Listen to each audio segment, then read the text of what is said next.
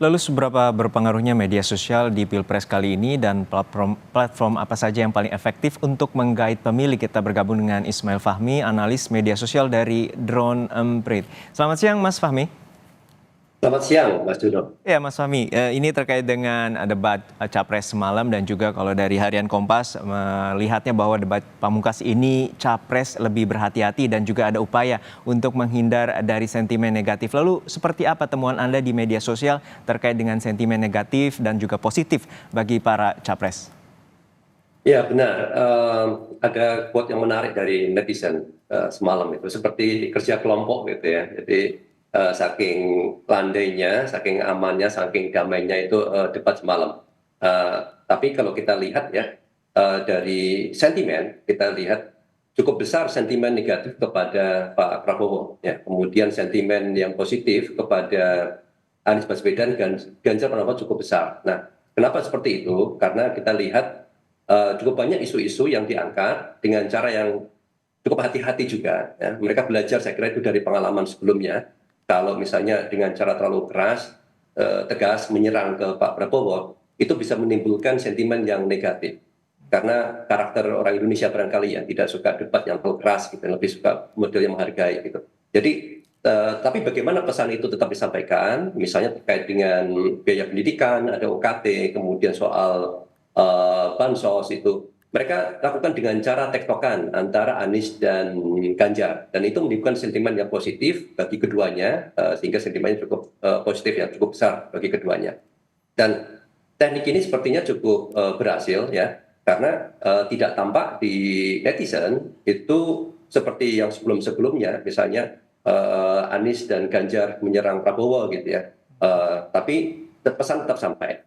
Memang ada agak di belakangan ketika Ganjar lebih sedikit lah itu kemudian menyerang Prabowo gitu ya. Kemudian itu menimbulkan sentimen yang negatif ya di kalangan netizen.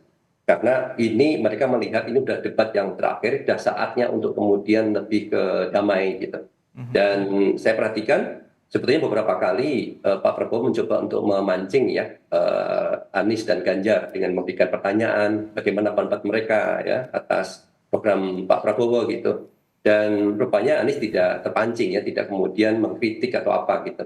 Dan tapi malah memberikan pendapat, informasi tambahan, rencana tambahan dari program-programnya. Dan ini yang kemudian tampak di akhir ya, di penutupan bagaimana masing-masing mencoba menutup debat itu, seri debat 1, 2, 3 sampai 5 dengan sesuatu yang sifatnya lebih menarik ya, simpatik. Ya. Terutama Pak Prabowo sudah menyampaikan ya di akhir itu permintaan maaf, ya, maaf kepada kedua kontestan yang lain, ya, capres yang lain, kemudian maaf kepada semuanya dan seterusnya. Dan ini sebetulnya menarik. Itu bagi masyarakat mereka akan lupa gitu ya perdebatan ketika esensi misalnya esensi dalam debat itu kurang misalnya Pak Prabowo bisa tidak menjawab langsung pertanyaannya gitu tapi bisa tertutup dengan permintaan maaf ini dan karakter di media sosial ya misalnya kayak di TikTok gitu Ya. itu kan sukanya dalam bentuk gambar ya video-video yang pendek dan itu sangat tepat ya untuk viralkan lagi, mengangkat lagi, memframing sebetulnya hal-hal yang kira-kira bisa menguntungkan paslonnya. Sehingga konteksnya itu bisa lepas. Ya. Hal yang kira-kira negatif malah bisa jadi positif di sana. Kekurangan bisa menjadi kelebihan di sana. Gitu.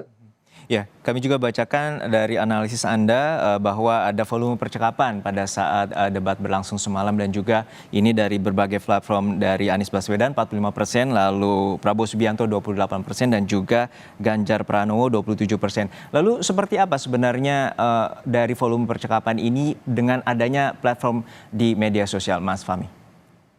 Nah, ini kita baru lihat dari Twitter ya. Twitter dari sekian banyak persentase volume percakapan, Anies yang paling banyak tadi ya, kemudian Prabowo dan Ganjar. Sentimennya memang seperti saya bilang tadi 86% itu positif buat Anies Baswedan, 72% positif buat Ganjar Pranowo, dan buat Prabowo hanya 43% yang positif. Lebih banyak negatifnya itu 48% gitu. Jadi ini kalau dilihat karena kenapa bisa seperti itu? Ketika saya analisis lagi, para pendukung yang ada di media sosial khususnya Twitter, memang lebih banyak dikuasai oleh pendukungnya Anies. Dan banyak juga mereka dari kalangan akun-akun yang netral, akun-akun sepak bola, akun stand-up komedian, dan akun-akun aktivis, itu banyak sekali mereka di media sosial Twitter ini. Dan cenderung yang mereka itu kritis. Nah, makanya dalam konteks debat yang sifatnya menunjukkan performance, kelihatan sebetulnya performance jawaban dari Pak Prabowo misalnya itu sangat kurang ya dibandingkan dengan yang lain. Sehingga di media sosial Twitter jadinya sangat negatif. Tapi kalau kita lihat di media sosial yang lain seperti di TikTok itu bisa berbeda. Karena TikTok itu bisa menampilkan hal-hal yang sifatnya potongan pendek dan lebih emosional ya. Sentuhan-sentuhan emosional, permohonan maaf, menghormati gitu. Terlepas dari esensi, itu bisa menimbulkan sentimen yang positif itu di TikTok. Dan kalau saya perhatikan di TikTok ini sudah cukup lama itu digarap ya oleh tim 02. Sementara 01 itu awalnya agak mengabaikan, mungkin gitu belum masuk lebih banyak di Twitter. Baru belakangan akhir Desember kemarin kan, Anies live TikTok di situ. Dan itu sudah terlanjur begitu banyak potongan-potongan informasi yang sebelumnya itu disinformasi, informasi yang salah yang merugikan paslon mereka, itu tidak ada challenge-nya, tidak ada counter-nya, sehingga sudah cukup lama pendapatnya itu kurang kurang pas ya, tidak dapat pembanding gitu. Nah sekarang mencoba untuk masuk, mungkin agak telat, tetapi bisa better late than never barangkali gitu ya. Saya lihat mulai banyak ada kesadaran dari 01 dan 03 mulai masuk di TikTok, khususnya yang 01. Volume percakapan, volume postingan video ya terkait dengan 01 jauh lebih tinggi ya, lebih tinggi daripada 02 sekarang. Meskipun jumlah interaksi dalam bentuk jumlah like-nya, komentarnya, kemudian view-nya masih kalah dengan 02. Tapi ada pergeseran. Nah, ini menunjukkan bahwa media sosial jadi sangat penting buat mereka untuk menggarap mencapai semakin banyak netizen gitu. Terutama di TikTok kan sampai 100 juta lebih barangkali ya, sekitar segituan pengguna, sementara Twitter kurang dari 20 juta. Mhm.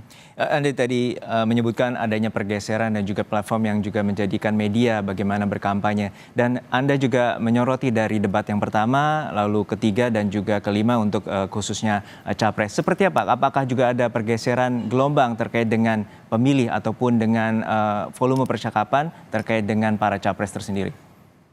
Ya kalau saya perhatikan ya bagaimana komentar-komentar netizen di sana ya, debat ini cukup berimpact ya, terutama kepada pemilih pemula yang mereka kritis atau agak kritis lah ya, di mana mereka ingin mengetahui masing-masing capres itu seperti apa. Mereka melihat debat ya, banyak anak-anak yang mereka pertama kali ngevote gitu, dan mereka kritis, mereka melihat dari debat bukan hanya potongan-potongan saja, tapi lihat diskusinya seperti apa. Dan bahkan sekarang kan juga ada upaya misalnya bijak memilih ya. Bijak memilih itu satu platform upaya dari civil society untuk mengajak anak-anak muda ini supaya lebih lebih kritis, lebih objektif melihat. Jadi ini berimpact ya. Debat ini menunjukkan contohnya misalnya bagaimana performa Gibran ya. Gibran itu misalnya ketika menunjukkan gimmick yang mungkin kurang sopan, itu bisa menimbulkan rasa tidak suka kepada sebagian pemilih. Tetapi kalau kita lihat misalnya itu ketika Profesor Mahfud bilang pertanyaan Gibran receh kayak gitu ya, ternyata di TikTok itu ternyata tidak receh. Banyak anak-anak muda, misalnya soal greenflation itu, mereka kaji itu secara ilmiah, sehingga menimbulkan sentimen positif. Nah, hal seperti ini, debat itu bisa menimbulkan hal yang sama, bisa menimbulkan sentimen positif atau negatif, benar-benar tergantung bagaimana tim suksesnya, bagaimana memanfaatkan narasi dari debat, termasuk juga terutama ini yang sifatnya hal menyentuh emosi ya, untuk yang di TikTok, atau hal yang sifatnya memberikan pembelajaran ya, itu bisa memberikan impact kepada mereka yang kritikal, yang masih kritis, terutama mungkin swing voter. Cuma kalau di TikTok saya lihat ya, mereka yang sudah terlanjur kuat itu di apa-apain udah nggak bisa, udah susah. Bahkan banyak komentar dari mereka yang ada di Twitter, misalnya dari 01 ya, mereka mencoba masuk ke TikTok itu, dari Twitter masuk ke TikTok, mereka nggak bisa mengangkat tangan untuk kemudian memberikan penjelasan karena semua sudah bilang all in dan seterusnya gitu. Ya, menarik. Dari pengamatan Anda, debat ini sangat berpengaruh terutama bagi undecided voter dan juga memberikan inspirasi dan juga substansi bagi permasalahan bagi generasi milenial dan juga generasi Z yang dalam catatan KPU ada 57% pemilih. Terima kasih atas insight-nya, analis media sosial Drone Emprit, Mas Ismail Fahmi telah bergabung bersama kami di Kompas Siang. Terima kasih Mas Fahmi.